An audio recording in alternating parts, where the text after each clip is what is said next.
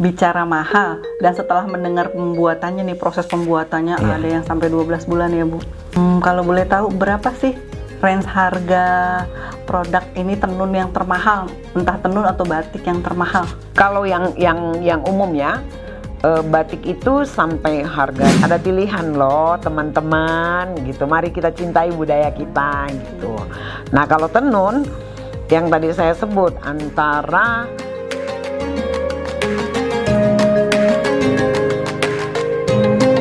disiarkan dari kantor Wali Kota Jakarta Pusat. Inilah dia J Podcast, podcastnya Jakarta Pusat.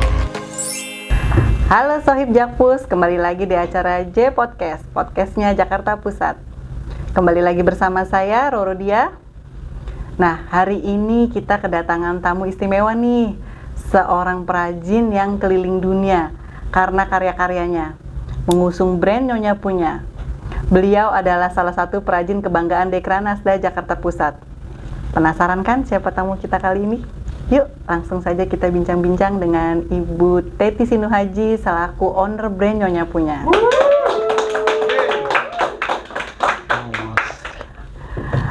Ibu selamat sore. Selamat sore Mbak Roro, apa kabar? Alhamdulillah baik, cantik sekali Ibu. Terima kasih. Terima kasih sudah berkenan datang ke Jet Podcast Jakarta Pusat. Terima kasih juga saya dikasih kesempatan untuk berbincang di sini. Ibu izin tanya, yang awalnya gimana sih Bu? Ibu bisa terjun di dunia ini sebagai desainer wastra Nusantara? Saya tadinya seorang karyawati yang bekerja di Universitas Katolik Atmajaya. Oke. Saya waktu itu di pusat penelitian, kemudian saya ditarik ke pusat pemberdayaan masyarakat. Ya. Dari situlah pimpinan saya melihat kok saya itu menyenangin batik ataupun kain-kain Indonesia.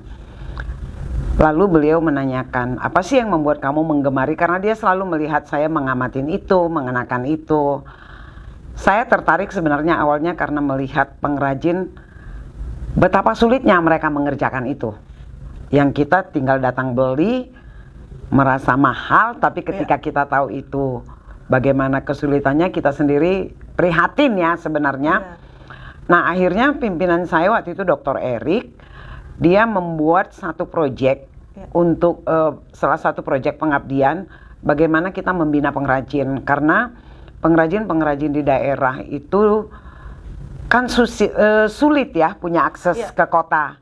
Jadi dengan harapan kita bisa membantu akses itu, siapa tahu kehidupan para pengrajin walaupun bergerak perlahan bisa naik. Itulah awalnya saya menggeluti bidang ini. Tadinya sebelum saya bawa ini keluar dari kampus, tadinya proyek ini ada di kampus. Oh, di kampus. Tapi karena waktu itu ada beberapa kebijakan, akhirnya proyek tersebut di stop. Nah karena di stop itu para pengrajin semua mengontak, Ibu batiknya udah jadi, bagaimana mengirimnya, kemana kami kirim. Jujur sebenarnya saat itu saya sendiri bingung. Saya kan bukan orang yang punya uang bisa membayar pengrajin. Betul. Tapi mau nggak mau bagaimana nih caranya supaya batik-batik mereka ini bisa saya bawa ke kota dalam artian Jakarta untuk bisa dipasarkan. Saya mencoba pinjam uang di Koperasi Atmajaya. Oh awalnya justru modal pertama Ibu tuh dari pinjam Koperasi Atmajaya. Iya, saya pinjam waktu itu 20 juta, itu tahun 2012. Iya. Tapi Bu sebelumnya itu awalnya itu untuk Ibu karena hobi untuk awal Ibu pakai sendiri atau Iya, saya kebetulan hobi baju baru. Wah ngeri deh kalau lihat lemari Ibu nih, kalau baju baru sekarang udah bisa bikin Kalau sendiri. sekarang nggak, baju saya semua dibeli pelanggan. Jadi Jadi lemarinya kosong. Malah buat dijual ya Bu, sayang pakai. Betul. Kalau sudah kan baru dipakai. Iya. Gitu, Bu. Itu artinya mempercantik diri tapi sekaligus berbisnis dong Bu. Iya, mungkin karena orang melihat kita kenakan sesuatu yang unik atau berbeda ya, orang jadi tertarik. Jadi diri kita sendiri menjadi promosi berjalan untuk orang lain gitu. Itu nilai plus ya Bu. Iya. Bonus anugerah ilahi. Iya. Artinya kemudian nih setelah artinya Ibu berkarya dulu nih, lebih dulu kan dari awal dari UDIK Atmajaya. Pertanyaan saya kemudian, sejak kapan Ibu jadi anggota Dekranasda Jakarta Pusat? Sebenarnya pernah beberapa kali dicoba ditarik, tapi karena kesibukan ya mungkin, terus DKI juga sangat banyak UMKM-nya, tapi resminya itu baru 2 tahun lalu. Baru 2 tahun. 2 tahun lalu waktu itu kita diminta sama pusat itu ikut kurasi. Oh ya, kurasi produk ya. Oke. Tapi nggak tahu ini bocoran atau enggak, waktu itu alhamdulillah kita nilai tertinggi. Iya. Ya, jadi sejak itulah kita memantapkan diri karena lolos ya. Lolos dan secara alamiah kita bisa masuk. Akhirnya waktu itu diminta oleh Ibu Wali Kota, Ibu Jamila, kesediaan kita menjadi anggota Dekranasda Jakarta Pusat ya. Otomatis kita dengan senang hati, karena kita merasa dengan kita bersama UMKM lain, siapa tahu kita bisa saling menyemangati. Itu sih ininya, tujuannya. Semangatnya juga ya Bu, artinya untuk memajukan juga ya Bu artinya. Dan memberi semangat teman-teman perajin, juga membantu Dekranasda Jakarta Pusat ya, harus. Ya, keren. Kemudian Bu, gimana sih awal ceritanya nih bisa sampai Ibu nih go internasional dong? Iya kan, dengan sampai ke ekspor ke mancanegara ya Bu? Iya. Gitu. Itu gimana ceritanya sih Bu? Itu yang tadi saya bilang, segala sesuatu itu akan terbuka jalannya kalau anugerah itu hadir. Yes. Tugas kita adalah bekerja sebaik-baiknya, melakukan apa yang menjadi bidang kita, sehingga orang lain bisa melihat, orang lain bisa menilai dan dianggap kita pantas. Itu berawal tahun 2018. Saya diundang ke Rusia, terus diundang ke Laos, yang saya sendiri waktu itu ngerasa Laos pastilah underestimate ya sama Laos gitu. Ternyata kekayaan tenun mereka luar biasa, dan banyak yang mirip sama kita. Oh, tenun mereka juga membuat tenun Bu? Pembuat tenun. Laos itu membuat tenun, dan dia punya museum tenun yang sangat keren. Di sana ada koleksi tenunnya yang udah usia ratusan tahun. Ini pengetahuan lagi nih Bu. Oh, Laos juga pembuat tenun ya? Pembuat tenun. Dan ada beberapa yang mirip dengan tenun NTT. Mungkin ini sebenarnya antara satu negara dengan negara lain karena perdagangan zaman dulu saling mempengaruhi ya. Jadi ada kalau ditarik ada garis budaya itu sambung menyambung. Kemudian tahun 2019 saya diundang ke Amerika, kebetulan 2019 itu 2 kali. Terus kemana lagi ya? Termasuk yang ke Las Vegas itu Bu, gimana? Itu tahun ini. Oh, yang tahun ini. Kalau yang ke Las Vegas itu kemarin ada seleksi untuk ikut trade show. Kebetulan kita terpilih. Jadi saya mewakili Indonesia dan saya senang mewakili Indonesia. Padahal yang mengajukan saya sebagai calon sebenarnya orang di Amerika loh, bukan saya. Itu awalnya gimana, maksud Ibu sampai diundang ke Las Vegas atau sebagai peserta? Ya, diundang setelah lolos seleksi. Ya. Yang saya sendiri sebenarnya bukan saya yang ikut seleksi, orang lain yang memasukkan. Iya. Dari Indonesia sendiri untuk ke sana Ibu aja nih yang diseleksi di sana. Hanya saya, iya. Berarti saingannya Bu, maksudnya Ibu bersaing dengan saya siapa? tidak tahu bersaing dengan siapa saja. Negara mana, tapi saya dapat surat, saya harus mempersiapkan produk saya. Jadi untuk berangkat ke sana. Tetapi sebelumnya sebenarnya waktu kita ke Amerika, ada satu perusahaan join di sana, orang Indonesia join dengan orang Amerika. Yang mereka punya showroom di daerah Venice. Venice itu di Los Angeles, California, itu termasuk daerah elitnya. Mereka tertarik waktu itu dengan tenun-tenun Indonesia, sehingga mereka meminta kita bekerja sama. Waktu itu saya sangat spekulasi, saya tidak kenal dengan mereka, dan mereka juga tidak mau membayar dahulu. Tapi waktu itu saya pikir, saya harus berani menerobos ini, bagaimana membuat kain-kain kita itu dikenal di dunia luar. Walaupun jujur untuk semua kita UMKM, pasar Indonesia itu tidak ada yang lebih hebat dari pasar Indonesia daripada pasar manapun. Oh iya Bu? Ya, untuk UMKM saya minta rebutlah pasar Indonesia walaupun itu hanya 1-5%. Pasar kita paling hebat. Bahwa kita ada pasar keluar itu anggap aja bonus. bonus kalau kita keluar. Ya, itu hanya bonus. Kita berterima kasih dikasihkan anugerah dalam kegiatan kita. Ada orang lain tertarik, orang di luar sana, berarti kita bisa membawa budaya kita untuk dikenal oleh orang lain. Tapi maksudku Mbak Roro bilang saya udah go internasional, ya, tapi pasar Indonesia paling hebat di dunia. Serius. Dengan wastra Nusantaranya ya Bu, khusus spesial wastranya ini ya. Bukan untuk semua produk. Orang Indonesia itu hebat. Orang kita itu hebat dan kita harus bangga. Saya sangat bangga bisa merebut pasar Indonesia. Kalau penduduk kita bayangkan aja, ratusan juta loh. Terus ini budaya kita, otomatis 10% dari diri kita ada rasa cinta. Sedangkan kalau kita bawa keluar belum tentu loh. Orang berpikir, ngapain saya beli produk yang bukan budaya saya harus mengeluarkan uang 5 juta. Tapi kalau orang Indonesia, aduh mahal ya, tapi saya harus punya karena ini produk budaya saya. Jadi Indonesia itu hebat, keren. Betul Bu. Nah, keren. Balik lagi ke yang tadi, waktu itu kita tempatkanlah di Los Angeles. Ternyata dari Los Angeles itu jadi berkembang. Saya diundang ke Houston. Dari Los Angeles Ibu ke Houston? Iya, saya diundang ke Houston. Di sana diminta fashion show, juga model nekat. Audiensnya? Audiensnya campur asing dan Indonesia, ekspatriat ya. Nah, di sanalah akhirnya berkembang dari mulut ke mulut, KBRI, Konjen apalah segala macam ya. Perwakilan Indonesia lah yang menggunakan produk dan mereka selalu bangga bilang ini produk Nyonya punya loh. Gitu. Itu saya anggap promosi dari mulut ke mulut ya. Saya berterima kasih sekali kepada para pelanggan Nyonya punya yang tidak pernah merasa rugi mempromosikan produk kami, brand kami gitu loh. Nah, waktu itu dibawalah produk ini ikut acara pameran di Chicago. Chicago. Tapi saya nggak bisa ikut karena pandemi.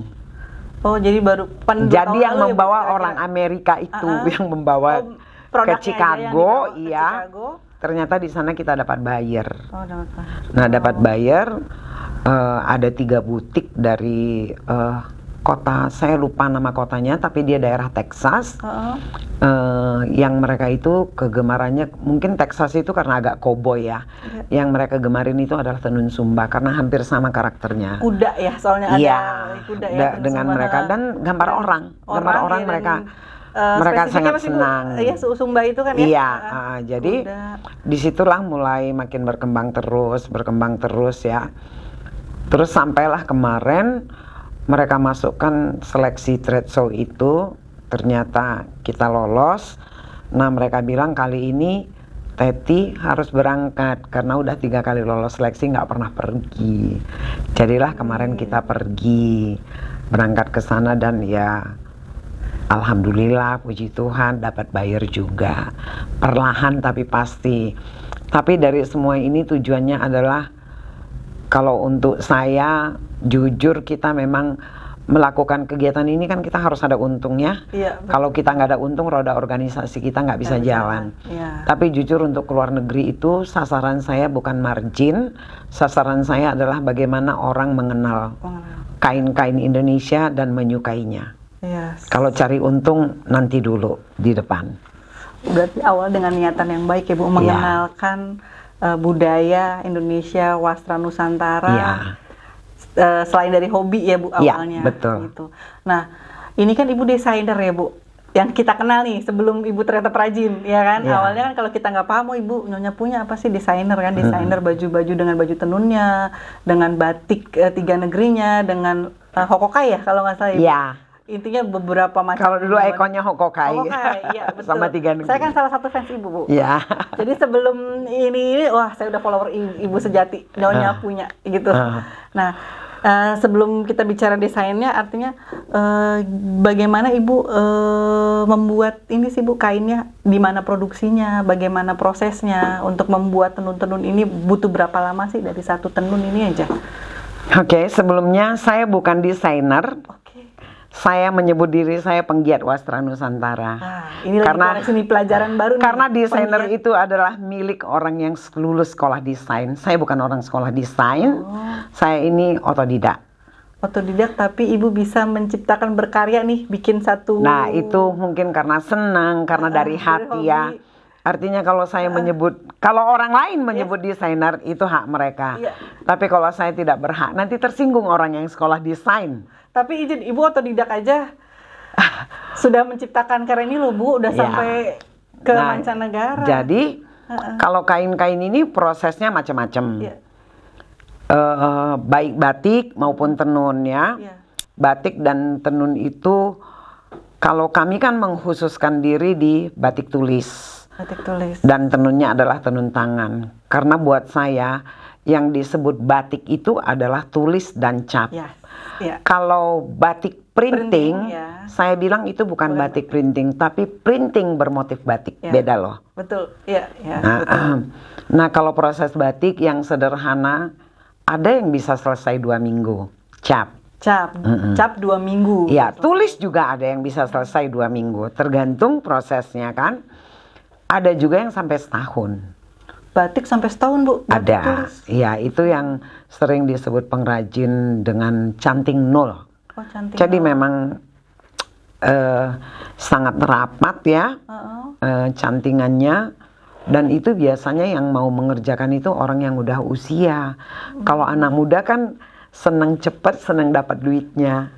Kalau orang tua dia menikmati pekerjaan itu, menikmati, mencintai gitu. Betul. Nah sama seperti tenun, tenun juga begitu. Ada yang selesai 2 minggu, ada juga yang selesai 4 bulan. Ada juga yang sampai 10 bulan, ada juga yang setahun lebih. Oh, 1 tahun. Jadi macam-macam lihat prosesnya. Seperti geringsing di Bali itu 12 bulanan, 1 tahun. Nah, Satu kain Bu 12 bulan? Ya, satu kain kecil kalau geringsing Bali. Oke. Kalau kami sekarang sudah, tadinya kan ini semua, ini kan benangnya yang katun ya. Kita sudah memulai sekarang masuk ke benang misrais dan benang sutra. Benang misrais ini saya bilang dia berada di antara katun dan sutra. Dia lebih lembut dari katun, lebih ringan. Kalau sutra ya seperti kita melihat batik yang bahan dasarnya sutra, ya tenun pun seperti itu.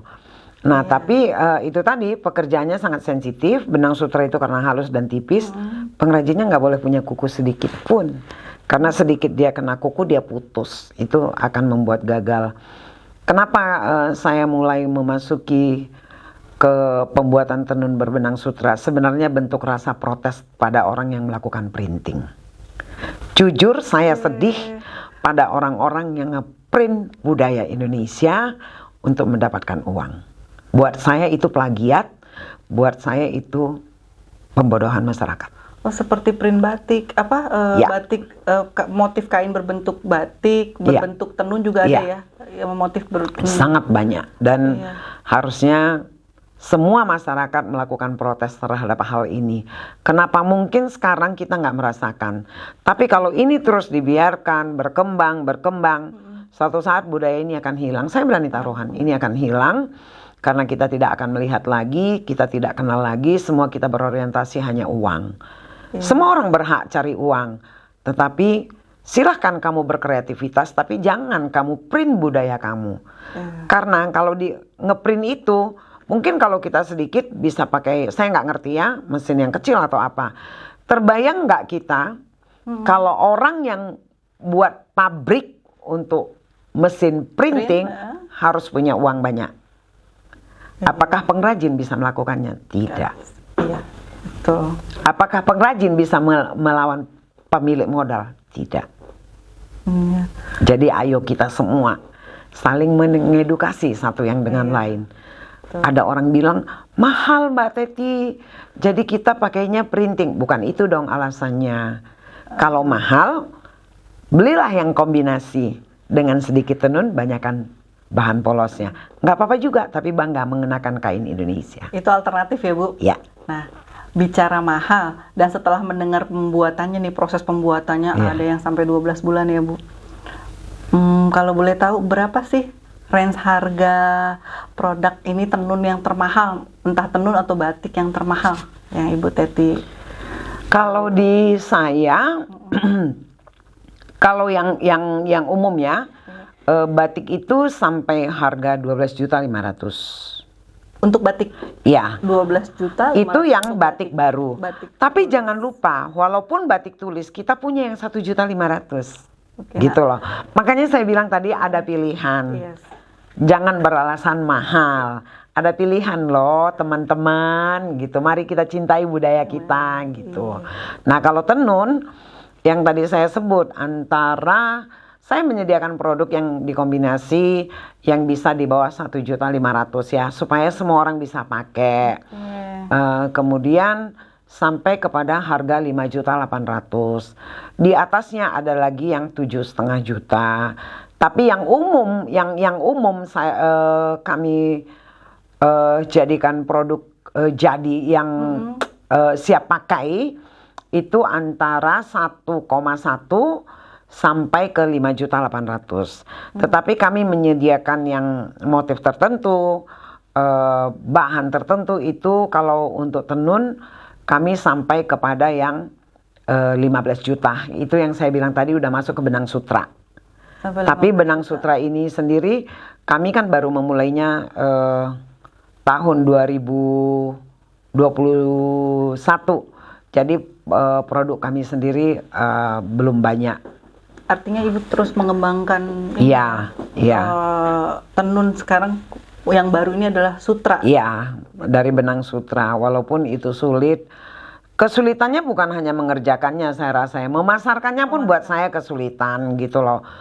Tapi saya pikir ini harus ada, siapa tahu suatu saat ada orang lain yang bisa mengembangkan lebih baik. Jadi tidak pernah ada kata terbatas untuk berkembang, itu aja sih. Sehingga kenapa saya bilang berat buat saya, karena memang besar modalnya dan kita memasarkan produk harga 15 juta, saya rasa untuk ukuran ekonomi rata-rata kita itu bukan jadi pilihan utama ya. Tapi kita tetap menyediakan supaya orang punya pilihan gitu. Nah kalau batik itu kita menyediakan yang umum itu 7,5 itu katun. Kalau udah sutra dia sampai juga 15 juta, tapi itu sarimbit. Masih lebih mahal tenun yang benang sutra. Ya, cuman kalau bicara batik kalau udah kelawasannya lebih gila lagi, sampai ada yang sampai ratusan juta. Tapi kita nggak ke situ lah ya. Kita yang untuk sehari-hari gitu. Artinya range tertinggi Ibu, harga saya ulangi, range tertinggi dari batik yang Ibu pernah produksi. Oh, 15 juta. 15 juta. Iya. Untuk tenun? Untuk tenun juga 15 juta. Oke. Iya. Itu nilai seni ya Bu yang memang Iya. tidak terukur ya Bu dengan ini. Masih lebih murah dari barang branded kok. Oh iya betul. Tapi artinya dong Bu, nilainya, nilai seninya itu yang nggak terbeli ya, dengan tidak bisa dinilai. Iya. Gitu. Terus Bu, inspirasinya dari mana biasanya untuk proses pembuatan kain? Saya biasanya lebih mengutamakan produk budaya lokal. Budaya lokal. Iya, karena saya tidak mau budaya lokal itu hilang. Tapi bahwa itu bisa dimodernisasi, ya. Misalnya kayak kemarin kita masuk di MUFES ya, Muslim Festival Fashion. Itu kan ada persyaratannya. Ada beberapa kelompok yang mengenakan tenun tidak berani motif manusia. Kan kita harus memahami beberapa pemikiran-pemikiran orang itu kan tidak semua sama. Nah, di situ kita bisa masuk bagaimana kita mengambil motif-motif satu daerah yang memang tidak ada gambar manusia, dan kita bertanya kepada daerah itu, kalau ini kita ubah apakah tidak melanggar adatnya mereka. Ternyata itu tidak. Saya memasuk ke situ walaupun saya sangat tidak setuju kalau budaya di dunia fashion ada beberapa kain nih. Di daerah tertentu kain itu digunakan oleh laki-laki. Ada yang digunakan oleh perempuan. Buat saya di dunia fashion semua orang bisa berekspresi. Bahan laki-laki silahkan digunakan untuk pakaian perempuan, karena ini bukan acara adat. Oh iya, betul, ya. Tapi untuk sehari-hari. Jadi saya merasa kalaupun dalam adat itu diperuntukkan untuk laki-laki, di dunia fashion kita peruntukkan untuk perempuan, buat saya itu tidak melanggar etika. Karena tidak ada simbol, beda Ya, sama acara adat, beda, upacara adat ya. Bu, ada simbol-simbol Tapi, ya. pakem-pakem Ya, tertentu betul, gitu ya. betul. Jadi kita juga udah memulai membuat tenun. Kalau Sumba itu kan cirinya banyak bergambar manusia, bergambar hewan. Jadi kita ada yang kita mulai memodifikasi. Kita mengambil motif-motif mereka zaman dulu. Yang mereka sebut habak, artinya persaudaraan, ikatan keluarga. Jadi banyak sekali lah yang bisa kita ekspresikan di tenun ini kalau kita memang mau serius. Bu, kenapa Ibu Teti ini memilih untuk menekuni usaha fashion dengan motif batik Nusantara? Bukan motif ya, artinya dengan kain-kain Indonesia. Kain Nusantara. Waktu itu saya berpikirnya begini, kan saya diminta membina pengrajin. Yes. Terus ketika itu project di stop, mereka nggak tahu mau menjual kemana. Saya merasa ada kewajiban gitu loh, ada kewajiban ini harus saya ambil. Bagi saya mungkin sekarang saya sadari ya itu anugerah yang sangat besar yang waktu itu saya nggak tahu akan bisa menjadi seperti ini gitu loh.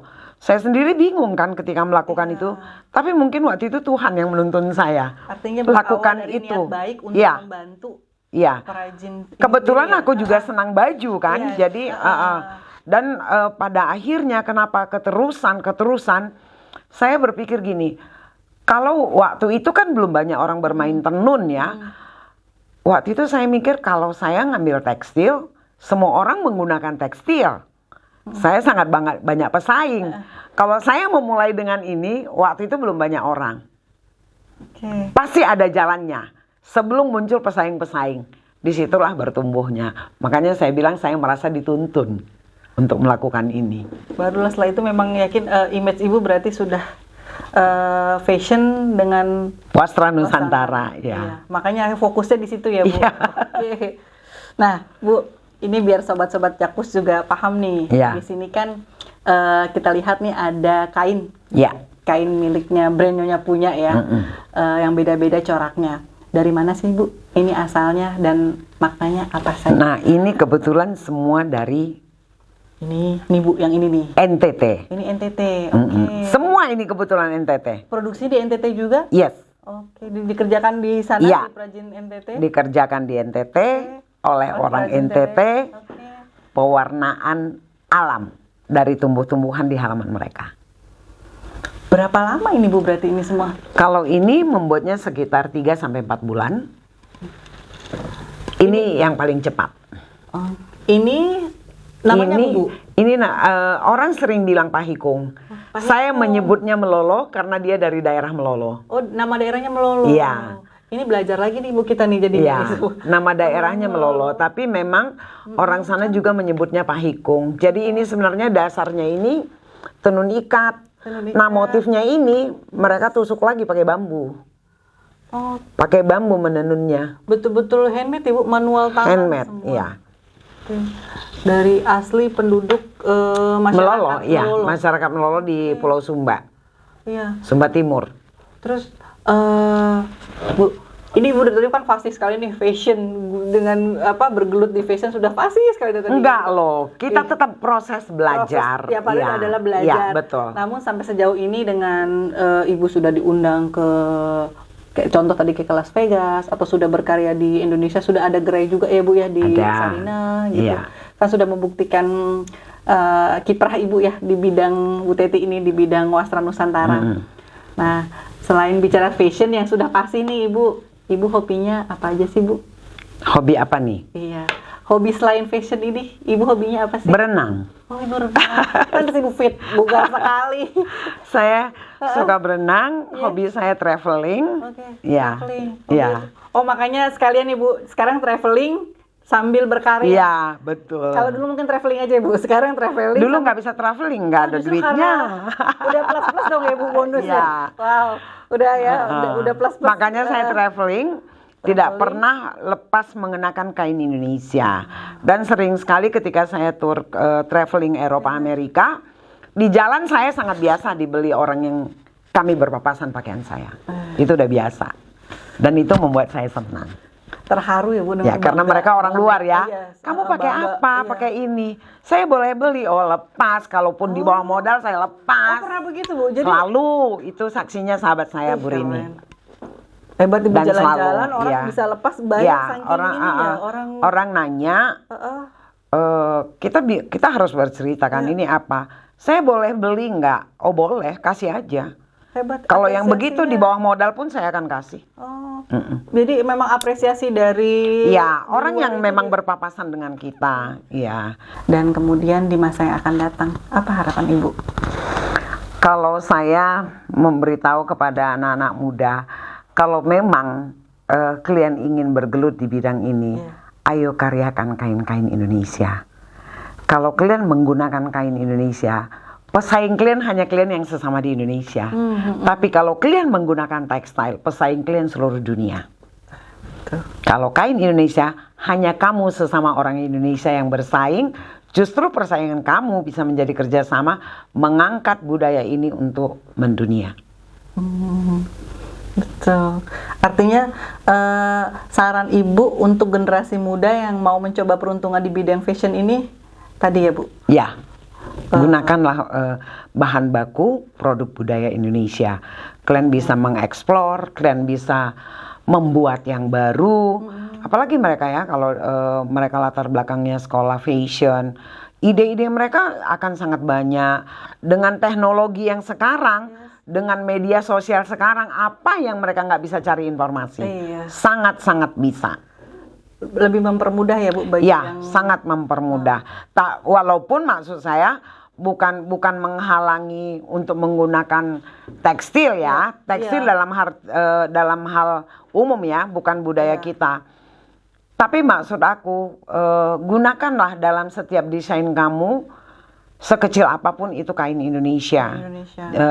Itu bisa menjadi cirinya kamu ketika kamu pergi keluar sana, orang tahu ini pasti Indonesia gitu loh. Itu aja sih.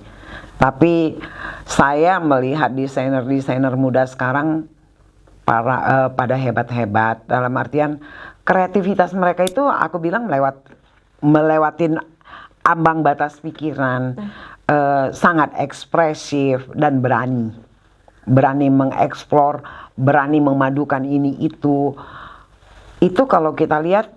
Makanya sering dibilang dunia fashion itu, kalau saya lihat anak-anak muda bukan hanya desainer lagi ya, mereka banyak sebenarnya yang berjiwa seniman. Oh iya.